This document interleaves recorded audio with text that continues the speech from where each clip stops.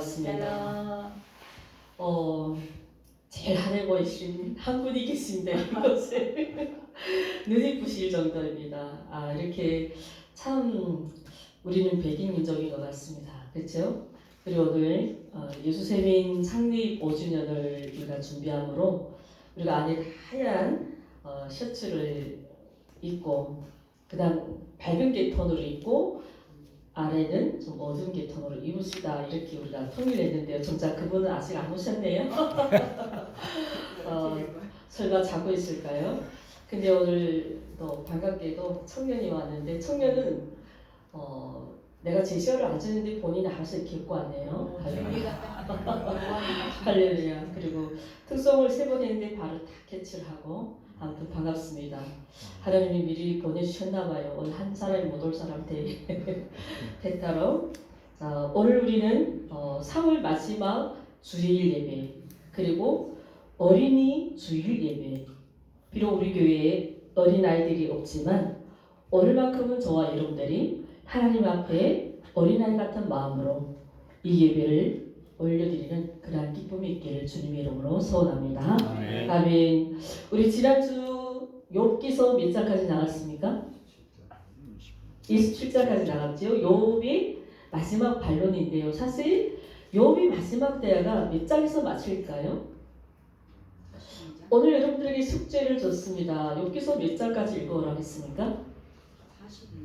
42장까지. 아이고 할렐루야. 32장만 읽어와도 대단했을 텐데. 네.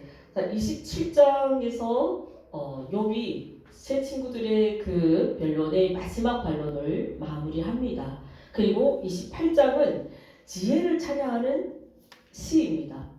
28장은 욥이 지혜를 찬양하는 시입니다. 이 28장에서 지혜를 찬양하는 것은 우리 서론에서 욥기서는 어디에 속한다고 했어요? 지혜 문학에 속한다는 것을 여기서 다시 한번 보여주는 것 같습니다. 이런 거죠. 이스라엘 백성들이 참 그들은 이 지혜의 문학들에 대해서 과연 그들이 알고자 하는 그 지혜란 무엇인가를 바로 이 28장에서 다스리면서 그래서 욥은 여기서 28장에서 보여주는 지혜는 관념적인 것이나 단순한 것이 아니라 또 그리고 지식적인 것이 아니라 지혜는 바로 하나님을 경외하는 그 순전한 신앙이 그것이 지혜임을 고백하는 욥의 뭘까요? 욥의 시겠죠? 몇 장이요? 28장이요. 네, 그것이 지혜를 밝히는 목적이 바로 이 28장. 그래서 이 지혜 문학의 주제를 28장에서 우리에게 나타내고 있습니다. 그래서 잠언서 1장 7절에 보니까 하나님을 경외하는 것이 지혜의 근본이라요. 지혜의 근원은 하나님을 경외하는 것임을 이 28장 통해서 저와 여러분들의 삶에 아름다운 교훈으로 삼아가시기를 간절히 바라겠습니다. 아멘. 그럼 28장 넘어가고 29장 31장까지 볼까요? 29장 31장까지는 사실 여기서 우리가 좀 재정리하게 되면 욥기서 전체 몇 장까지 있습니까? 42장. 그러면 1장, 2장은 뭐라고 했습니까?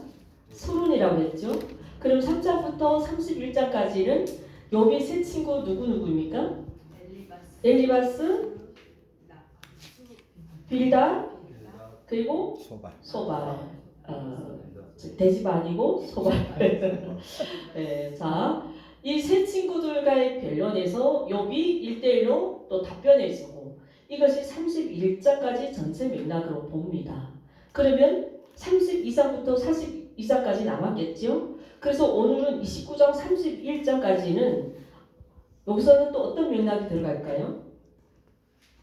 여기서부터는 욥과 친구의 대화가 아니라 순수 욥의 독백록입니다. 29장 31장은 욥의 뭐라고요?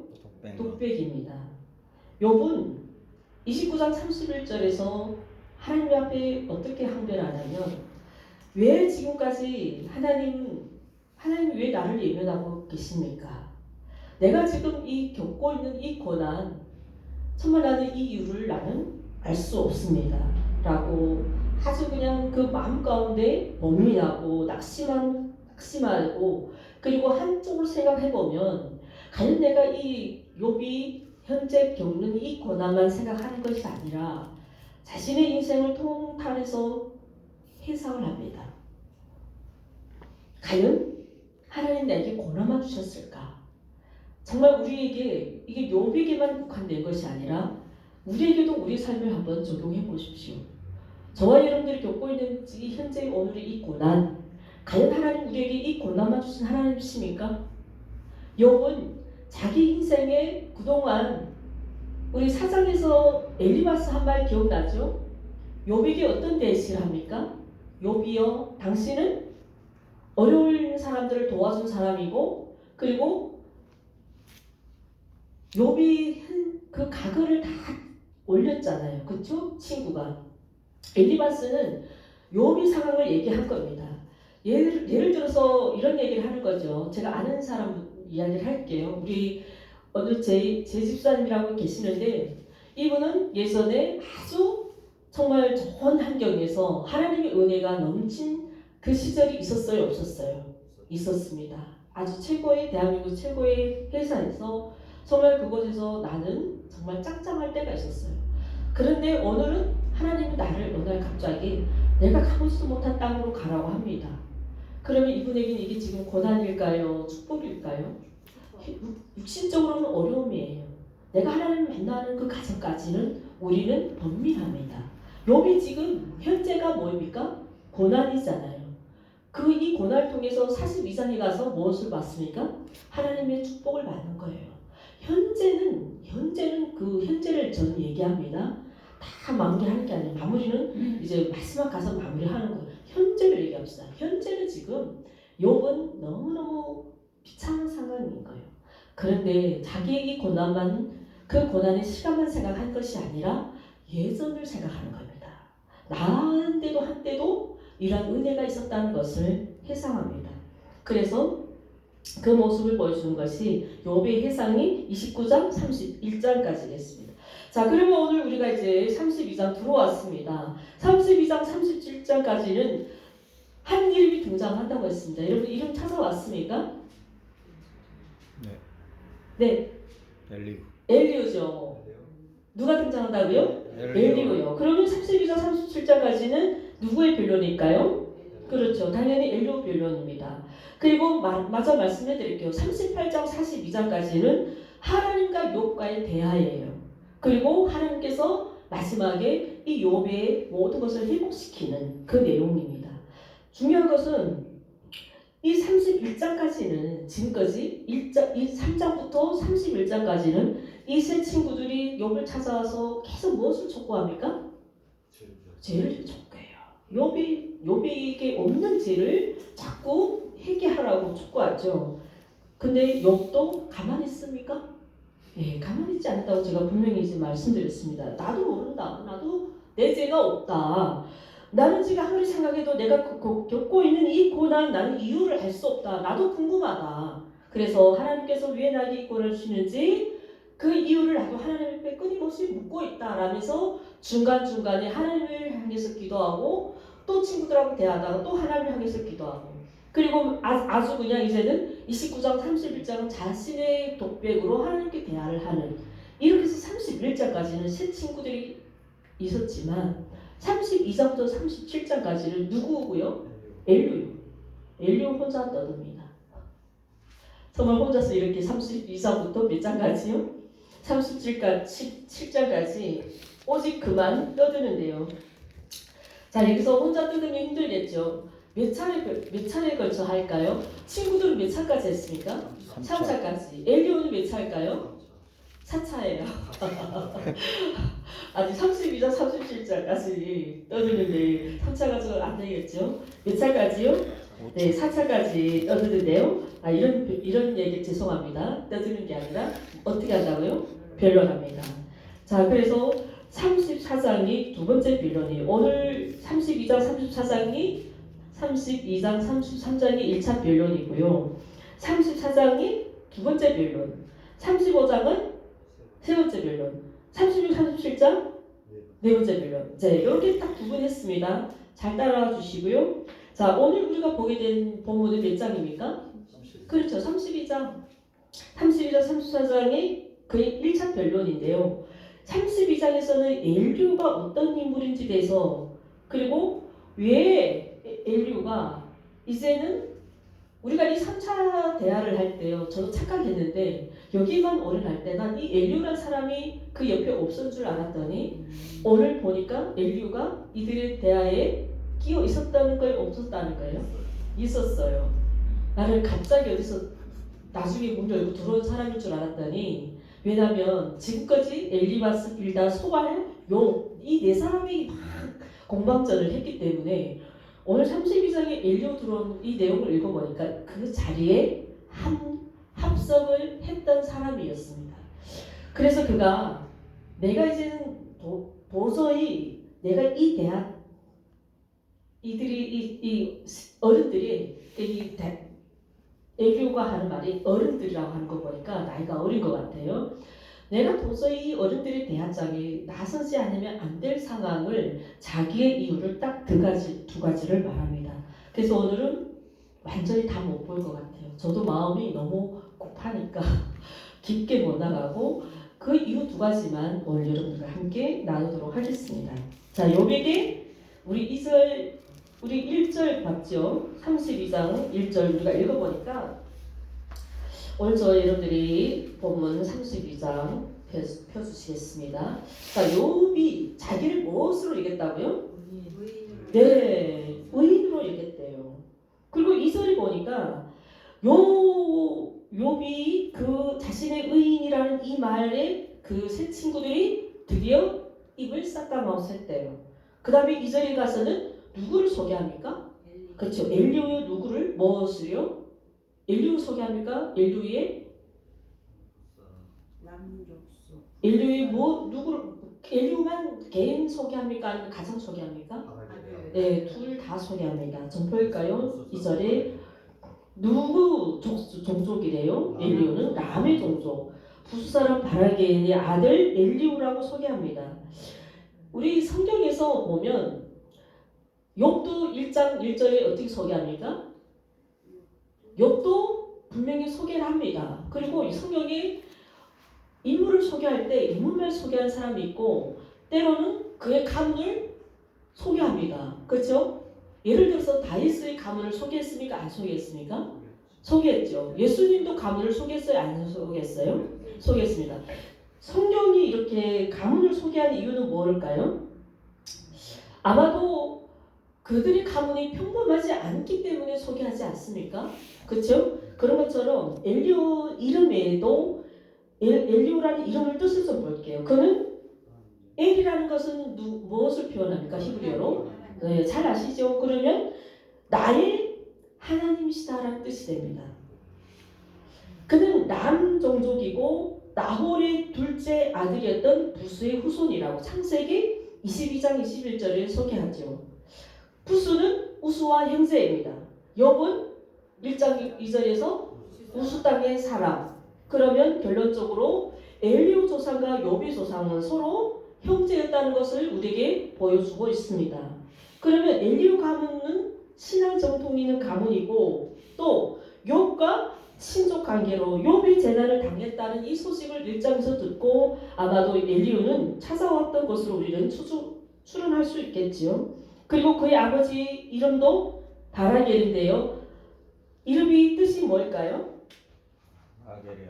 하나님이 축복하셨다는 뜻이에요. 바라겔이라는 뜻이. 저희 여러분들이 오늘 이 32장 전체 다 읽어봤습니다.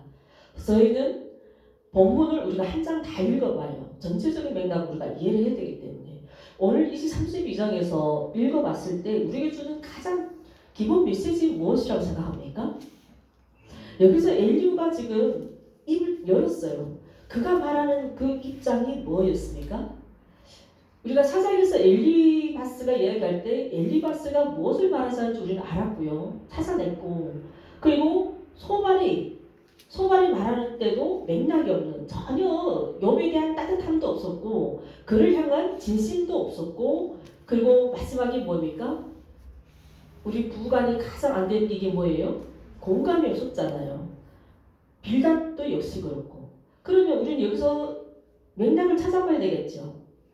누구를요? 엘리후가 32장에서 그는 지금 어떤 욥에게 말하는 그 말이 어떤 입장인지. 근데 우리가 32장에서는 분명히 자기가 이 어른들의 대화장에 내가 도저히 나서지 않으면 안 되겠다라는 이유를 분명히 얘기했다고 했습니다. 그가 어떤 이유입니까? 왜 이 대화장에 내가 끼어들 수밖에 없다라고 나왔습니까? 자, 여기서 엘리후는 시작이 어디서 됩니까? 1절에서 욥이 의인이라는 이 말에 결국은 하나님의 명예가 손상되는 이것을 도저히 참을 수 없었던 것이에요. 결국은 엘리후도 어때요? 엘리후도 굉장히 성격이 다혈질인 것 같아요. 우리 지난주 내내 이 친구들 성격을 우리가 다 따져 알려드렸습니다. 그래서 대화가 끝나기만을 기다렸다가 자신이 하나님보다 더 의롭다고 어필하는 이 욥에게 지금 1절에 뭐 됐다고 합니까? 욥에게 화를 냅니다. 욥에게만 화를 냈을까요? 친구에게도 화를 냅니다. 욥이 선하다고 생각하는 그 잘못된 말까지 순수히 그걸 받아들일 수 없다고 이 입장이 지금 엘리후라는 것입니다. 그래서 32장 2절 5절까지 우리 여러분들께서 엘리후의 말의 특징을 좀 찾아보십시오. 여러분들은 저에게 이 언어나 행동에서 특징을 찾아낼 수 있을 것입니다. 저도 여러분들에게서 말의 언어나 모든 행동에서 저는 특징을 찾아냅니다. 오늘 엘리후도 이 32장에서 그의 특징적인 단어나 용어를 여러분 찾아보셨습니까? 뭐 있을까요? 힌트 전해드려요. 2절부터 5절까지. 어떤 단어가 많이 나왔습니까? 4번이나 말한? 네. 그렇죠. 하를 몇 번 냈다고요? 이 하란 단어가 몇 개 나옵니까? 4개나 나오죠. 자, 왜 하를 냈는지를 엘리후도 자기가 하를 낼 수밖에 없는 이유를 얘기합니다. 왜? 욥은 의인이라는 것이 하를 냈고 친구들은 욥이 지금 이 하를 낸 이유가 이거예요. 욥이 정죄하려고 했지 친구들이. 지금까지 자기가 1장부터 31장까지 친구들 이야기 들어보니까 욥을 자꾸 죄를 회개하라, 욥에 대한 이 정죄를 하려고 했던 이 친구들의 입장, 정말 이 욥에게 명확한 답을 내지도 못하는 이 친구들 이 현재를 보면서 화가 났다는 거예요. 우리 27장에 더는 친구들이 많이 대화가 있었다고 했어요? 없었다고 했어요? 없었잖아요. 이들은 3장까지 끝나요. 그리고 27장에서부터는 욥의 마지막 반론이라고 했어요. 그리고 29장에 가서는 하나님 향한 그 지혜의 시를 찬양하고 그리고 지금 회상을 하고 32장에 들어와서는 이제 마무리 깔끔하죠. 엘리후가 말하는데 엘리후가 대뜸 화를 내는 이유는 뭐라고요? 욥이 하나님보다 의롭다는 것에. 두 번째는 욥을 정죄만 했지 욥에 대한 이 명확한 답을 해주지 못한 정확한 제시어를 해주지 못하는 이 세 어르신들에 대해서 화가 났다는 겁니다. 그 이유를 알았겠습니다. 이유를 제가 말씀드렸습니다. 이해됐습니까? 엘리후가 이 대화장에 내가 나설 수밖에 없는 이유가 뭐라고요? 첫째, 그렇죠. 둘째, 친구들이 명확한 말을 못하면서 긴 말만 하고 늘어진다는 거죠. 당신들이 말을 하나 들을 게 없다는 거죠. 그것에 지금 엘리후는 화가 난다는 거예요. 정말 내가 이 대화장에 내가 좀 가만히 있어 이런 거죠. 내가 좀 그냥 가만히 있자니까 안 되겠네 이런 겁니다. 자, 이렇게 화를 4번 냈습니다. 여러분, 그러나 우리는 화가 난 상태에서 정말 말을 하게 되면 정말 우리의 감정이 통제 불능 상황에서 말을 하게 되면 좋은 말이 나올까요? 거친 말이 나올까요? 거친 말이 나올 수밖에 없어요.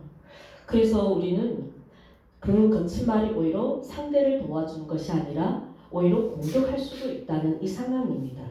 그렇죠? 그래서 우리는 이 화를 절제하지 못해서 때로는 내가 하지 말아야 될 말까지 함으로 이 대인관계가 어떻게 됩니까? 틀어지고요. 대하다가 화가 났을 때 여러분 가장 현명한 방법이 무엇이라고 생각합니까? 침묵이에요. 많이 하신 분은 잘 대답하시죠. 우리가 화가 날 때 내 생각이 오히려 부풀어질 수도 있고요. 그래서 내 본질적인 이야기를 해야 되는데 본질이 뭐가 돼요? 비본질이 되는 거예요. 작은 문제가 큰 문제를 키워가는 겁니다. 할렐루야. 여기서 저는 엘리후 상황을 이렇게 정리해봤습니다. 6절을 볼까요? 6절에 이렇게 말합니다. 부수 사람 바라겔의 아들 엘리후가 대답하여 이르되 함께 시작. 나는 연소하고 당신들은 연로함으로. 네. 그래서 나의 의견을 감히. 네. 이게 지금 제가 설명했던 그 이야기죠. 이 뉘앙스는 약간 엘리후는 이 어르신들보다는 나이도 어리고 겸손했던 것 같아요. 아무래도 어린 아이들이 흔히 어른들 앞에 정말 착한 아이들은 까불지 않잖아요. 그런 겸손함이 좀 있었던 것 같아요. 그래서 욕하고 친구들이 말할 때 절대로 끼어들지 않았고, 요즘 말로 말하면 어른들이 대하에 아이들이 이거 뭐예요? 중간에 탁 치고 들어오지 않았다는 것입니다. 침묵의 시간이 오래 기다렸다고 해요. 끝까지 기다렸습니다. 누가요? 엘리오요. 근데 이유는 그들이 이 어르신들이 더 지혜로서가 아니라 그들이 나이가 더 많았기 때문에 자기보다 나이가 많은 어르신들을 존중하는 마음에서 그 대화장에서 자기는 치고 들어오지 않고 끝까지 기다렸다. 그러나 나는 어르신들과의 견해가 달랐기 때문에 내 의견을 내는 데에 신중한 모습을 보이는 엘리후입니다. 아멘. 그래서 오늘 이 6절 말씀에서 저는 엘리후를 보면서 우리는 이런 교훈을 배울 수 있겠죠.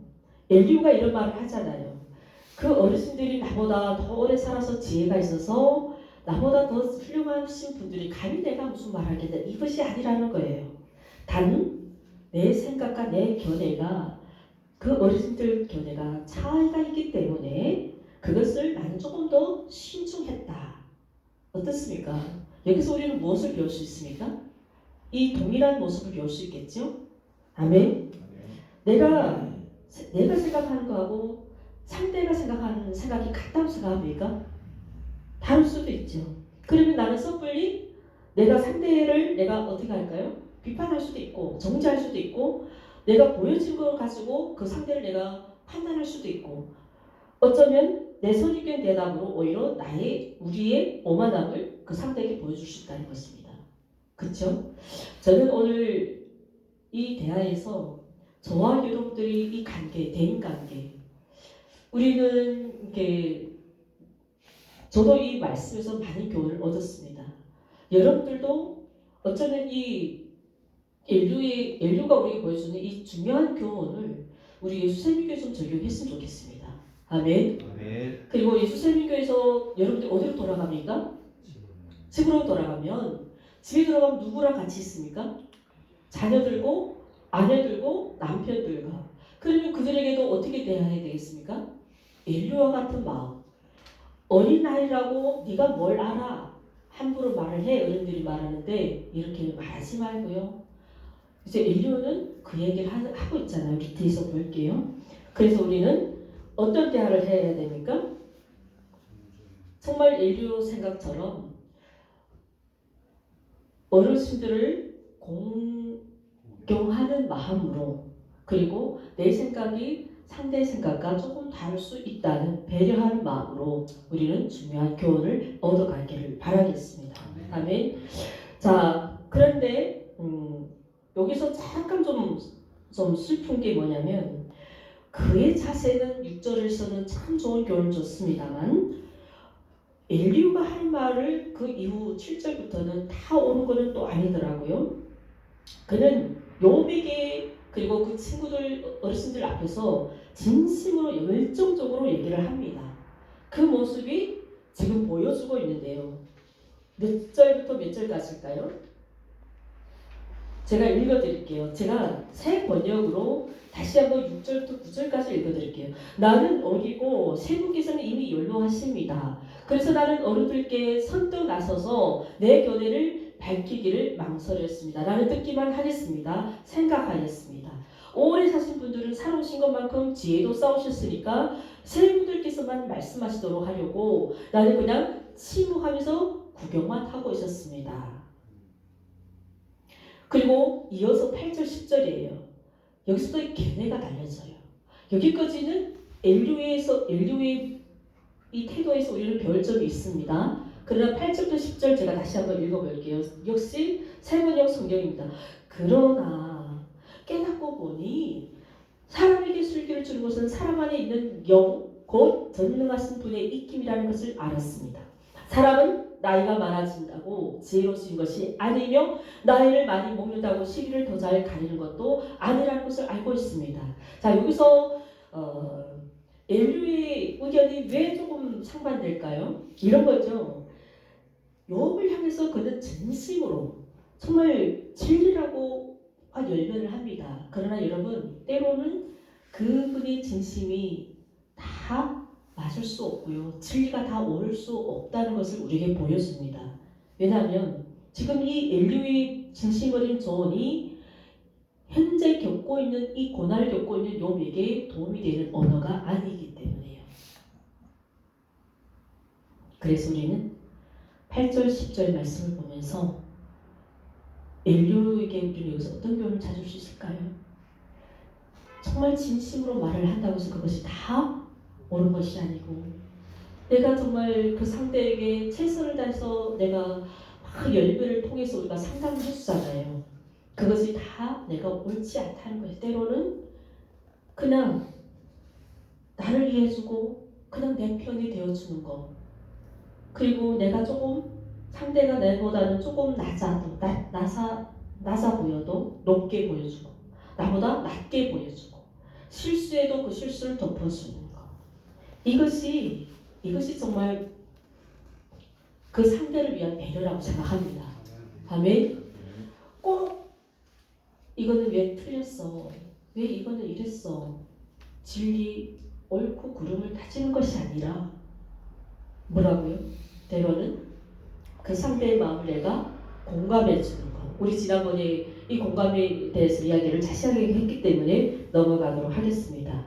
그래서 우리는 꼭 열정을 다해서, 진심을 다해서, 진정을 다해서 진리만 외친다고 그 상대를 위한 배려가 아니라는 것을, 때로는 상대가 힘들어하고 아파하면 열이 나면 옆에서 뭐라고 해야 됩니까? 약을 갖다 주고 열이 내리는지 그 옆에서 케어를 해주는 것이, 이것이 진심입니다. 왜 거기 갔다 와서 감기 들어가지고 이렇게 하는 것은 상대를 위한 게 아니라는 것이에요. 아멘. 여기서 엘리오는 뭐라고 말씀합니까? 나도 생각하는 내 생각을 이제는 뭐랍니까? 말씀드리고자 합니다. 내가 하는 말을 이제 좀 들어주시길 바랍니다. 그래서 오늘 설교 제목이 뭡니까? 네, 경청해야 하는 이유. 여기까지예요. 오늘은 그냥 우리가 길게 못 준비했습니다.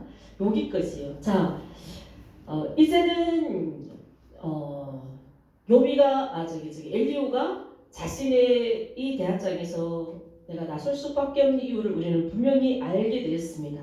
그리고 여기서 그의 주장이 뭐였습니까? 자기가 아무리 들어봐도 정말 욥에게 좋은 대화를 못 주고 정작 본인도 욥에게 도움이 되는 언어는 안 한 것 같았어요. 그런데 자기 말은 이 세 어른들이 그 말보다는 자기가 좀 더 낫다고 생각했겠죠. 그래서 불가피하게 내가 이 변론에 개입할 수밖에 없다. 그리고 이 세 친구들은 결과적으로 욥의 경쟁자가 못 된다. 이것을 누가 밝히고 있습니까? 엘리오가 밝히고 있습니다. 그리고 그는 마지막에 이런 이야기를 해요. 나는 여기서 이제부터 내가 얘기를 하겠습니다 하잖아요. 나는 내 이야기는 욥 편도 아닙니다. 그리고 어르신들의 편도 아닙니다. 나는 공정한 편. 그게 몇 절부터 나올까요? 18절부터 20절 말씀에서 그런 이야기 하죠. 자, 여기서 공정함을 강조합니다. 다시 말해서 나는 어느 편에도 비호하거나 아첨하는 그런 불공정한 말로 결코 이것을 사실을 말하지 않겠다고 합니다. 그는 엘리후에게서 여기서 우리에게 보여준 태도가 뭐일까요? 이런 거죠. 언제 어디서 어떻게 말을 하는 것을 우리가 좋은 말을 할 수 있을 것을 가르쳐 주고 있어요. 자, 우리는 때로는 부부가 싸워요. 근데 중간에 이 부부 싸움을 우리 아들이 말려요. 그러면 이 아들은 너무 엄마 편에만 서면 될까요? 또 너무 아빠 편에 서면 될까요? 그렇죠. 지금 엘리오는 이 중심에서 내가 딱 공정한 평가를 하겠다. 이것은 우리에게 어떤 이유를 줄까요? 꼭 필요한 이야기를 하지 않으면 안 되는 우리 그런 상황이 있잖아요. 사람 살다 보면. 근데 그 말을 안 했으면 오히려 분위기가 애했을 뻔한데 꼭 이 말 때문에 초쳐가지고 분위기가 쎄한 이런 상황이 있잖아요. 이런 것을 우리에게 잘 분별해주는 18절부터 20절 이 엘리의 태도를 한번 보십시오. 그의 말보다도 그가 이곳에서 말하는 이 언투나 엘리후를 통해서 우리가 배울 점이 있다 없다요? 있습니다. 그러면서 더 나아가서 사회에 대해서 사회의 현실에 대해서 반영해주고 있는데요. 엘리후 용어에서는 이런 거죠. 요즘 말로 말하면 정치에서 가장 그 실세들이 자기 상관에게 어떻게 합니까?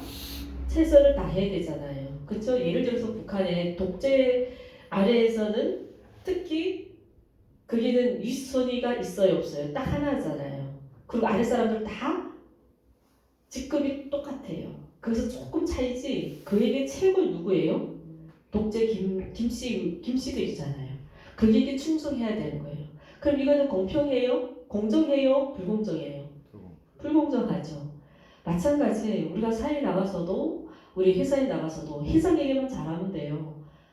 회사 사람들에게 차별을 둔다. 이거는 불공정한 거예요. 이해됩니까?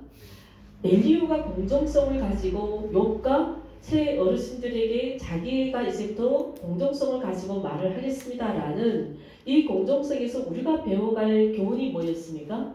때로는 우리가 대화를 하다가 정말 하지 말아야 할 그 말로 내 이미지가 깎일 때가 있어요. 그렇죠? 그러면 우리는 또 어느 현장에 가서 내가 있는 이 위치가 어딘지, 내가 여기서 무엇을 말을 해야 되는지, 어떤 말을 해야 되는지, 그리고 어떻게 좋은 말을 해야 되는지 이러한 좋은 것을 배워주고 있습니다. 누가? 엘리후요. 조금 나이가 아무래도 젊으니까 생각이나 언어가 조금 세련되겠죠. 그래서 18절, 20절에 그가 무엇을 말하고 있습니까? 그는 우리가 아까 읽었습니다. 우리가 숨쉬고 사는 것이 뭐라고 했습니까? 누구의 숨으로? 그 앞서서? 그렇죠. 전능자의 숨결. 함께 크게 좀 읽어주실래요? 그러나 사람의 숨결은 영이 있고 전능자의 숨결이 사람에게 깨달음을 주시나니. 어른이라고 지혜롭거나 노인이라고. 그렇죠. 네. 엘리후는 지금 이 가장 중요한 제시어가 바로 이겁니다. 그러면서 조금 좀 우리가 어떤 상황에서 어떤 말을 해야 될지 이런 거죠. 쉽게 말해서 엘리후 이 말을 보면 일방적이지 않다는 거예요. 우리가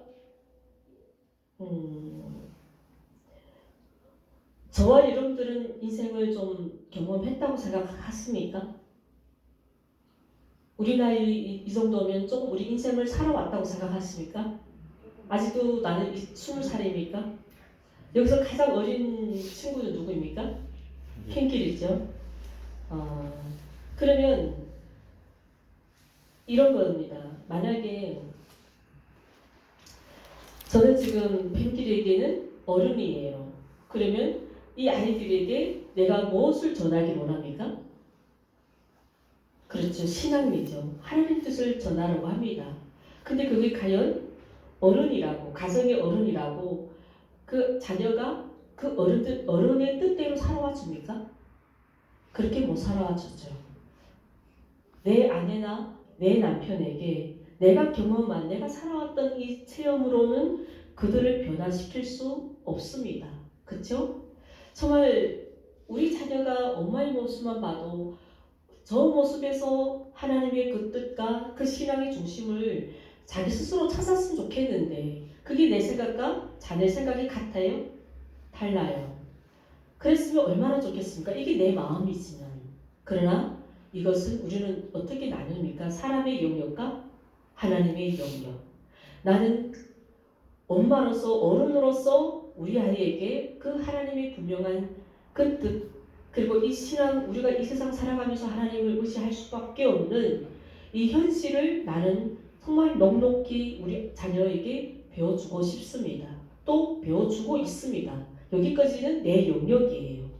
그러나 그 자녀를 변화시켜가고 그 자녀가 온전히 하나님의 자녀가 되기까지 이 영역은 누구의 것입니까? 하나님의 것이에요. 바로 이런 것입니다. 사람이 사람을 변화시킬 수 없는 것. 이제 더 이상 기다릴 수 없고 말을 참을 수 없습니다. 말할 기회를 얻지 못하면 새술이 가득 담긴 포도주 부대가 터지듯이 내 가슴이 터질 것. 정말 참을 수 없습니다. 내가 이제 말을 해야 되겠습니다. 엘리야는 이러한 심려로 토로합니다. 그러나 엘리야가 과연 그 어르신들을 변화시킬 수 있고 욥이 지금 죄 없는 아무 죄 없는 이 친구들이 나를 정죄하는 이 상황을 엘리야가 과연 문제를 해결할 수 있을까요?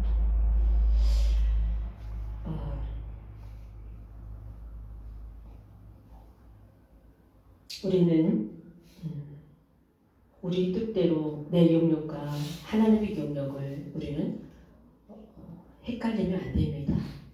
분명히 하나님은 하나님 때에 하나님께서 일하시면 우리의 이 상황을 다 하나님이 만들어 가시고 우리는 알 수 없지만 하나님의 영역이 언제 우리 아들을 하나님 구원해 주셔서 이곳에서 하나님 자녀로 키워가는지 아멘. 아멘. 모르잖아요. 아멘. 오늘 이 자리에 우리 자녀가 이 자리에서 하나님 말씀을 선포하는 그 말씀의 대언자가 될지는 우리는 아무도 알 수 없는 이런 상황입니다. 아멘. 그래서 우리는 오늘 인류의 이 상황을 보면서 이런 거죠.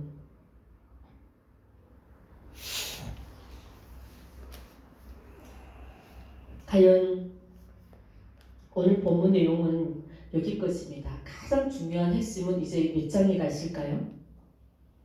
오늘 끊임없이 엘리야는 무엇을 말합니까? 내 말을 나도 말하겠습니다. 내가 말할 때 상대는 어떻게 될까요? 들어줘야 돼요. 그리고 왜 들어줘야 되는 그 이유가 분명히 있을 겁니다. 그렇죠? 그래서 오늘 본문은 제가 좀 짧습니다. 짧고 정말 엘리야가 오늘 친구들을 친구들 아니라 세 어르신들에게 무엇이라고 강조했습니까?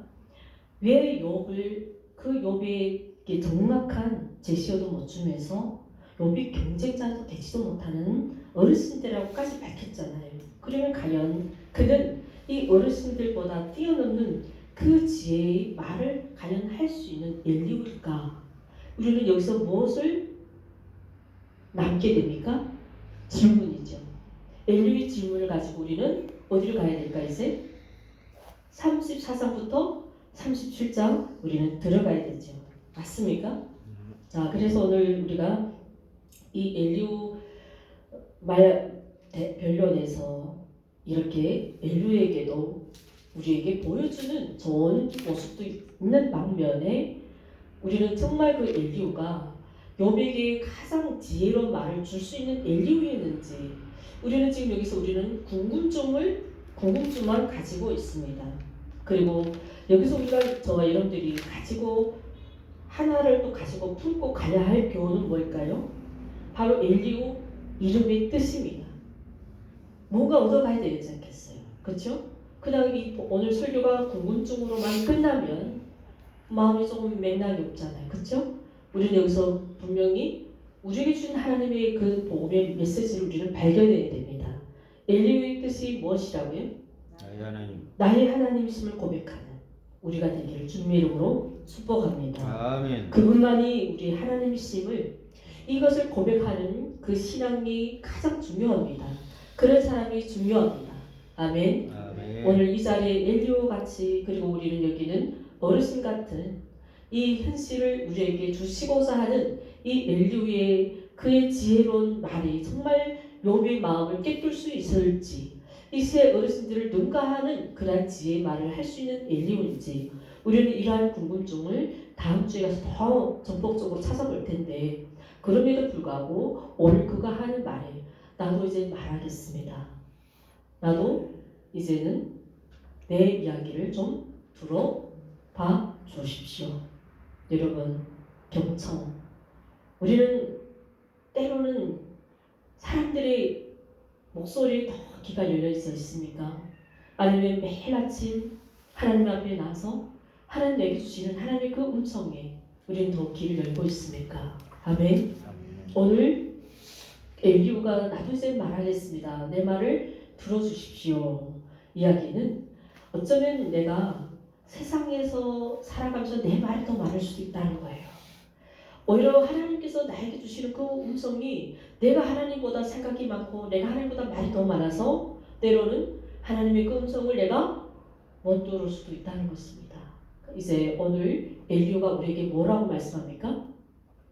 이제 내 말을 좀 들어보십시오. 그러면 누구의 말씀을 들어야 되겠습니까? 하나님. 그렇죠. 한 수가 아니고 하나님께서 내게 찾아오셔서 내게 하시고자 하는 그 말씀을 우리는 잘 경청해야 됩니다. 아멘. 듣는 길을 열어 가시는 우리가 되기를 주님의 이름으로 축복합니다. 아멘. 아멘. 그래서 우리는 오늘 마무리를 하면서 이 말씀으로 오늘 이 설교를 마무리하도록 하겠습니다. 독일에 플랑크 교육 연구소가 있대요. 독일의 플랑크 교육 연구소에서 참 지혜로운 우리 독일 하면 전 세계적으로 그 민족은 어떤 민족이 많이 살고 있어요? 게르만. 그리고 자 이렇게 히틀러는 누구를 많이 죽였습니까? 유대인. 왜 죽였어요? 이유가 우리가 지난번 역사 이야기했어요. 유대인들이 죽은 이유가 가장 뭐라고 생각합니까? 그냥 이유 없이 죽였을까요? 아리아인들 들어봤어요? 네, 아니요. 그러면 넘어가겠습니다. 그래서 세계적으로 가장 기술도 발전하고 아직도 독일을 전 세계가 따라가기 어려운 나라가 어디입니까? 독일이잖아요. 근데 거기다가 이렇게 지혜로운 사람들 1000명이나 연구했다 하니까 중요해서 제가 한번 여러분들의 이야기를 좀 오늘 준비해봤습니다. 나이하고 지혜와 연관되는 연구를 한 결과 이 지혜로운 사람들에게 있는 몇 가지 공통점이래요. 공통점이 과연 무엇일까 궁금합니까? 궁금합니다. 할렐루야. 자, 이 지혜로운 사람들은 대부분 자신들이 삶에서 정말 어려움과 고난의 역경을 겪어왔다는 겁니다. 결과가 별로였나요? 별로 반응이 없네요. 근데 있잖아요. 우리는 이 지혜로운 사람 하면 아주 특별할 것처럼 이들이 뭘 좋은 거 먹나 이렇게 생각하는데요. 간단하더라고요. 결과가 뭐라고요? 고난과 역경을 체험한 경험이 있다는 것이. 이게 나이 어린 사람이 그 지혜로운 사람들에게 있는 가장 공통점은 이거라는 겁니다. 그리고 이 힘든 인생을 걸어온 사람하고 정말 평탄한 삶을 살아온 사람들이 비교했을 때 훨씬 어떤 사람이 더 지혜로웠을까요? 그치, 험한 세상 살아온 사람들. 그러니까 여러분 우리는 돈 많은 사람들을 비해서 우리는 어떤 사람들일까요?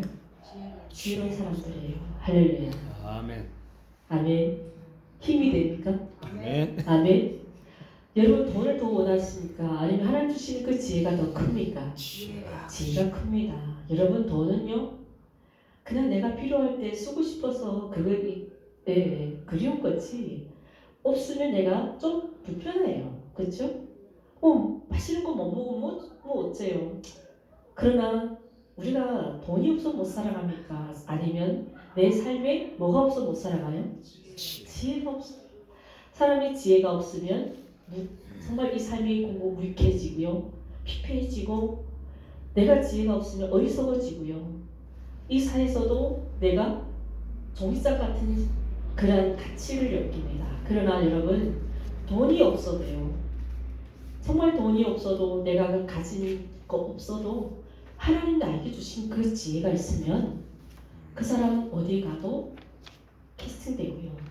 어디 가서도 그분은 하나님이 쓰십니다. 아멘. 그래서 지식하고 지혜는 다릅니다. 지식은요, 하나님이 지혜가 가득한 사람이면 지식은 금방 따라와요. 덤이에요. 할렐루야. 오늘 이 인생의 참 지혜로운 사람들, 이 사람들은 그거죠. 그리고 지혜로운 사람들은 마음이 굉장히 유순하다고 해요. 어떻습니까?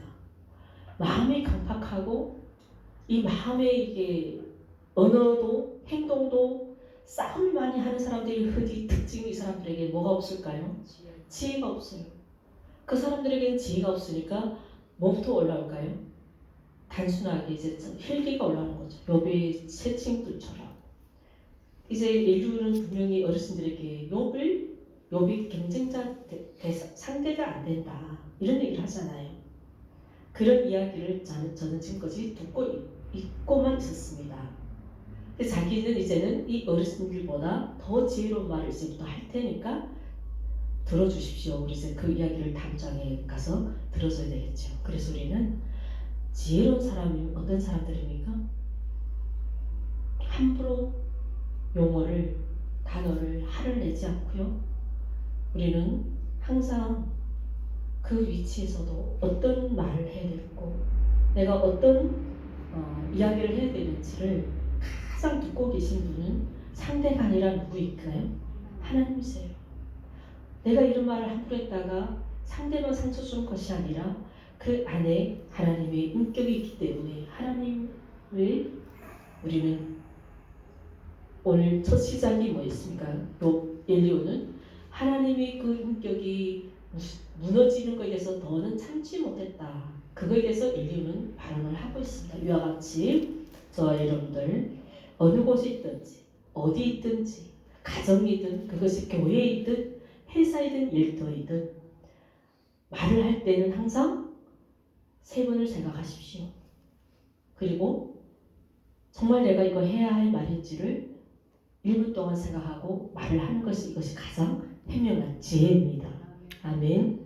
오늘 이 여기서 이야기하는 그러면 그런 거죠. 이 연구 결과가 결국은 뭘까요? 어른이라고 다 지혜 있는 것이 아니고 또 대인이라고 정말 지혜로운 것이 아니다. 이게 누구 말입니까? 엘리야 말이죠. 그래서 어쩌면 이 지혜를 연구한 물론 중요하죠. 연구자들은 정말 연구만 했기 때문에 우리가 보편적으로 생각하는 것보다는 조금 차이가 있겠죠. 어쩌면 이들이 연구하고 오늘 엘리야가 한 말에 약간 저는 공감이 간다고 생각합니다. 그래서 그러나 우리는 여기서 엘리야 생각과 연구소에서 연구한 그걸로서 우리는 이것을 결론을 맺는 것이 아니라 저와 여러분들은 무엇을 생각해야 됩니까? 무엇을 우리 얻어가야 됩니까? 그렇죠. 그리스도 예수 안에서 우리는 더욱 영적으로 성숙해져서 그래서 정말 우리가 우리의 인격, 우리의 이 모든 체질은 하나님 우리에게 준 그 지혜 우리가 점점 우리가 하나님을 경외할 때 우리가 더 강력하게 하나님을 경외하고 하나님을 찬양할 때 그 하나님의 크신 지혜가 우리의 삶에 우리 영역에 그리고 우리 가정에 교회에 충만하게 덧입혀 주신다는 이 사실을 오늘 꼭 기억해 가셨으면 좋겠습니다. 아멘. 아멘. 우리 오늘 이 시간 말씀 내가 하는 말을 들어주시기를 바랍니다. 하나님은 오늘 이 시간 우리에게 오셔서 각자에게 여러분들 인생에 오셔서 주님께서 분명히 우리 인생에 하시고자 하는 말씀이 분명히 있는 줄 믿습니다. 아멘. 우리 창립 이 5주년 나에게도 하나님이 예수생명교회 이 안나니 목사에게도 이 5년 동안 우리에게 주실 그동안 정말 수고했다 라는 이런 격려의 말씀 해주실 것 같습니다. 아멘. 오후 예배에 그러한 은혜를 경험하는 시간입니다. 여러분들도 지금까지 살아온 인생에 분명히 오늘 이 본문을 통해서 하나님께서 내게 이제 내 말을 들어라 라는 그 아버지 음성을 한 주간 듣고 또 오후 예배에도 여러분들이 하나님 앞에 좀 더 헌신하고 봉사하는 마음에서 나아가고 우리에게 주시는 이 말씀이 큰 능력이 되어서 정말 맡은 사명을 우리가 끝까지 완수할 수 있는 우리 저와 여러분 되시기를 주님의 이름으로 축원합니다. 아멘. 기도하겠습니다. 참 좋으신 아버지 하나님, 우리가 이 욥기서 많은 말씀들을 살펴봤습니다. 오늘은 엘류의 그의 말까지 우리가 들어봤습니다. 또 많은 교훈도 얻었습니다. 주님, 정말 내가 생각한 것이 그것이 다 옳다고 상대에게 때로는 상처를 주고 하나님 내 말이 진리고 내 말이 진심이라고 아버지 그것을 너무 주장하기보다는 때로는 힘들어하는 아버지 정말 그 모습 그대로 받아주고 옆에 있어주는 그것 자체가 큰 힘이 되는 하나님 그런 소중한 경험을 오늘 우리에게 보여주셨습니다. 우리에게 힘이 되어주시고 하나님 우리의 인생을 지켜주시고 또한 아버지 하나님의 그 크신 지혜로 우리의 이 삶의 영역을 함께 하신 하나님을 찬양합니다. 그래서 우리가 어른이 되어가고 좋은 어른이 되어가고 지혜로운 어른이 되어가고 예수 그리스도 안에서 그런 영적인 충만함으로 이 힘든 세상을 살아갈 수 있도록 주님 우리를 인도해 주신 주님 아버지 하나님의 그 크신 지혜가 우리 자녀들과 우리 다음 생애들에게도 하나님이 고스란히 하나님 흘려가는 은혜가 있게 하여 주시옵소서. 아멘. 그래 우리 자녀들이 정말 하나님을 경외함으로 정말 세상 살아가는 동안 참된 지혜를 가지고 이 세상을 슬기롭게 살아가는 우리 사랑하는 아들 딸들이 될 수 있도록 그리고 이곳에 모이시고 예배하는 우리 예수의 및 모든 성도들이 될 수 있도록 주님의 은총이 함께하여 주시옵소서. 아멘. 모든 말씀 감사드리오며 살아계신 우리 주 예수 그리스도를 받들어 기도드립니다. 아멘. 아멘.